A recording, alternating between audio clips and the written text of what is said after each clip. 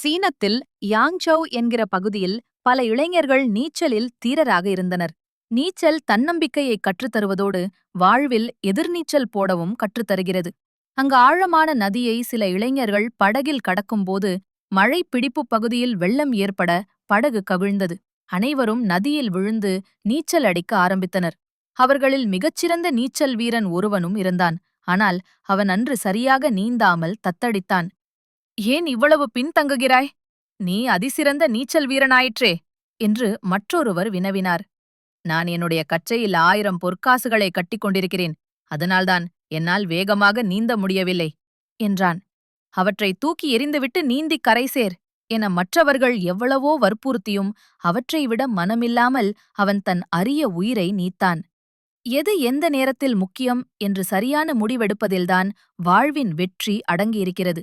அதுவே சிறந்த மேலாண்மை என்பதைத்தான் தொன்மை மிகுந்த இந்த சீனக் கதை சொல்கிறது.